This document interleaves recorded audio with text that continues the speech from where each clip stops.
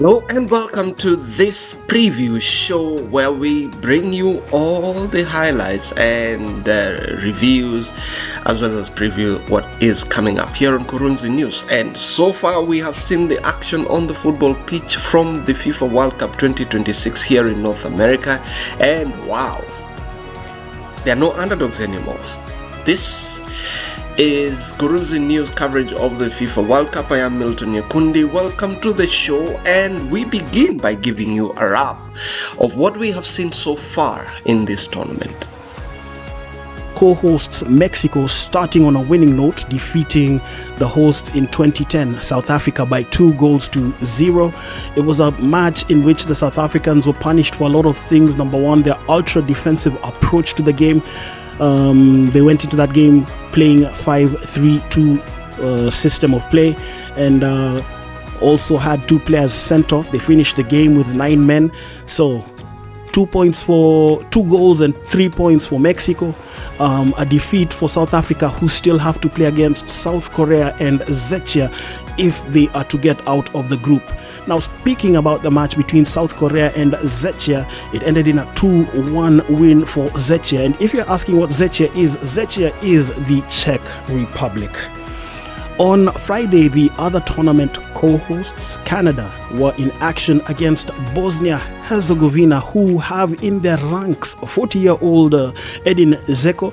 This match ending in a 1-1 draw in Toronto, while the other hosts, United States, played against Paraguay, and they were emphatic in claiming victory. 4-1 the full-time score, a good start for Mauricio Pochettino's men as the United States look to get out of the group stages and into the knockouts at their home competition.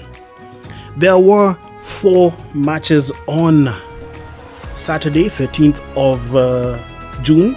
Qatar and Switzerland playing out to a 1-1 draw in San Francisco. Brazil, 5-time world champions, held to a 1-1 draw by Morocco, and this match saw Morocco actually taking the lead through youngster El Boudadi, or is it Boudadi, and it took an effort and a special effort for that matter from Vinicius Jr. to get the leveler for the 5-time world champions, who haven't won this tournament since 2002, as they're looking to go for a 6th global crown. And definitely a lot of work to do for Carlo Ancelotti's men, but also let's not take anything away from Morocco. Remember, they were semi-finalists at the 2022 FIFA World Cup in Qatar. And then we had the match between Haiti and Scotland. Haiti returning to the World Cup for the first time since 1974, while Scotland returning to the World Cup for the first time since 1998. Well, it so happened that Scotland emerged victorious by a solitary goal, and they will have the momentum going into their matches against Turkey and Australia. Speaking of Australia, Nestroy Irankunda, 20 years old, born in a refugee camp in Tanzania. He's of Burundian descent. He was one of the scorers as Australia defeated Turkey by 2-0, an upset of sorts, given the fact that Turkey have been semi-finalists in a previous edition of the World Cup. That was way back in 2002, and just generally their stature and status of their league, well, that's how it ended. Saturday saw Germany play, first time as Curacao, and Germany took the lead. Curacao leveled, but then after that it was all Germany racing to a 7-1 victory in Houston. A big win for the Germans, but a moral win for Curacao, a country that has a population of about 150,000, scoring their first ever World Cup goal, and they're being led by the oldest man to ever lead a team to the FIFA World Cup, then Dick Advocaat, who coached the Netherlands in 1994, incidentally when the World Cup was hosted right here in the USA. Netherlands and Japan, that game was end-to-end stuff, I must tell you. It was just when Netherlands thought they were going to run away with it, well, the Japanese coming back with the response to the full-time score.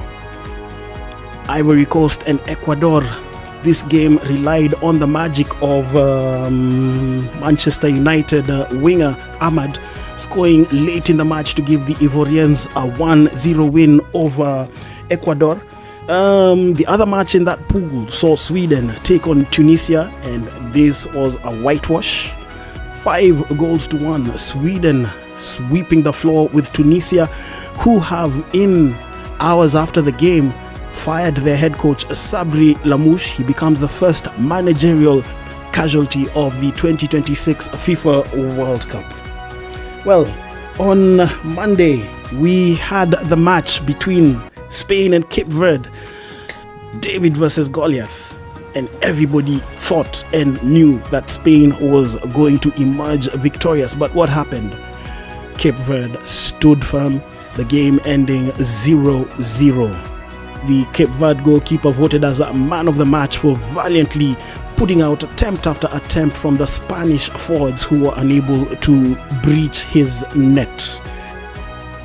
And we are asking you to also share with us your thoughts and your moments from what you've seen so far. What do you think? Do you want to make a call on who you think is going to win the World Cup so far, or do you want to wait until the end of the first round of group matches?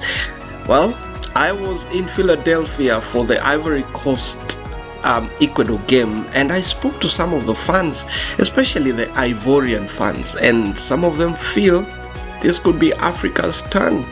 This is what they told me after that 1-0 win over Ecuador at the Philly Stadium. I'm telling you, this World Cup is going to Africa. I'm not going to tell you what country, but it's going to Africa. I'm telling you, Africa is Africa. No problem. I think this cup is for Africa. This is an African team.